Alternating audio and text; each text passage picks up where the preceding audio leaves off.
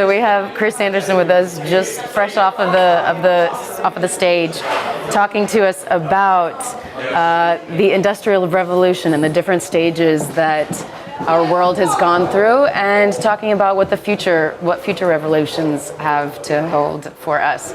But before we get into that, I want to ask him about defining or explaining, talking about what is quality content. Companies need to find ways, or they're trying to find ways of producing content that their consumers, their audiences are interested in, that will engage them in their product, their business, their service, whatever it is.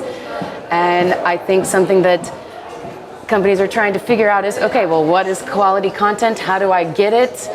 And where do we go with that? So tell me what you think about that. If it's difficult to define what is quality content, then what can they do? What steps should they try to take in order to at least produce something that their audiences are more interested in engaging? It is a great and perhaps the most important question. First thing, just the notion that companies should create content, I think, is a relatively new one. And so I used to be a magazine editor, and now I'm a CEO of a manufacturing company. And like my first position I created was an editorial director. Why does a manufacturing company have an editorial director? Well, what an editor knows is that what an editor learns as they create a manufacturing company is that all companies create a huge amount of content. It's advertising, it's documentation, it is communities, it's customer communications, emails, all that stuff. It's internal, external, it's a huge amount of content. What an editor knows is that all content needs to be edited. Yeah. Content can't just be allowed to be generated. It has to be coherent. There has to be storytelling. There has to be design. And it has to be consistency with typography and color choice and palettes and all this kind of stuff. So what I realized is that my company was creating more content than my magazine had.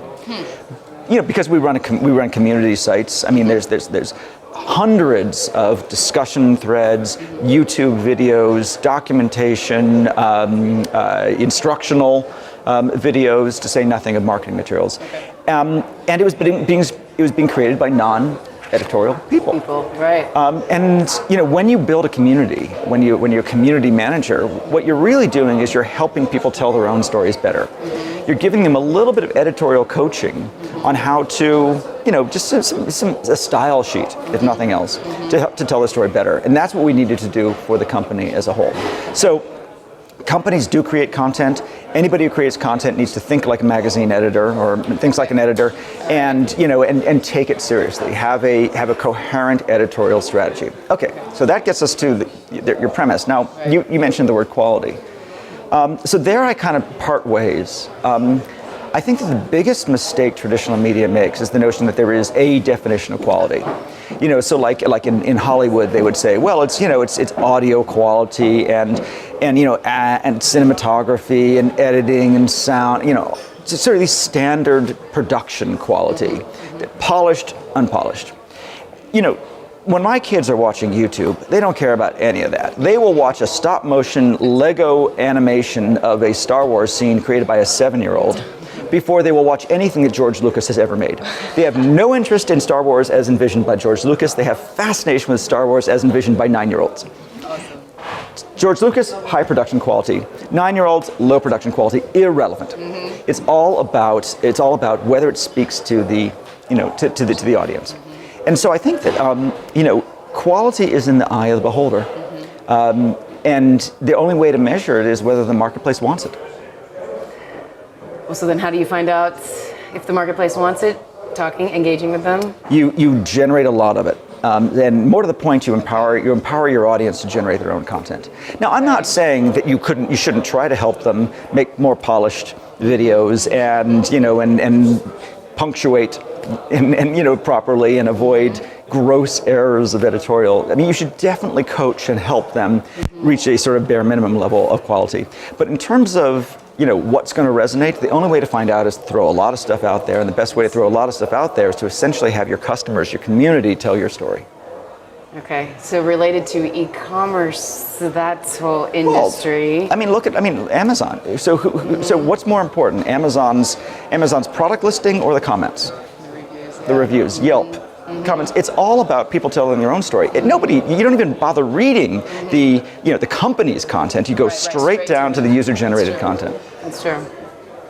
Okay, well then moving on, what I absolutely loved about your lecture is the fact that it told you used history in order to talk about the future. And you used it in a personal way and also in a business way, because you tied it, obviously, we're at a business conference, so we need to be tapping into that, but you also brought it into a personal note, talking about the history of your family and how all of that helped shape what you do and your motivations, and then trying to engage with your kids and get them to be as interested in science and technology as you were.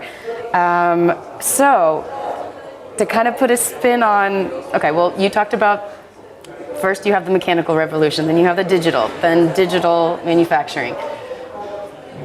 If you are to tie into the two historical sides, the personal and the business side, if you're looking at that question, or the question of what is the next revolution from the vision of your child, like what do you think your children, maybe you haven't had this conversation yet, but then just you as a father, what do you think the children see as the next revolution? Or what do you think is when they're going to be in their 20s, what is going to be their revolution? To think even further than the maker. There's only been 3 industrial revolutions in history. Right. The first one was 300 years. The second one, the first one was about 200 years. Then along came the second one. That's probably going to be about 100 years. Okay. So these things happen in century-long periods. Good point. Revolutions are defined not by their creation, but by their adoption. And it takes generations to adopt, to really embrace technologies. I mean, we're still at the beginning of the digital revolution. Or wiggling around in it. Absolutely. Yeah. So I think my children will experience the world pretty much like I did.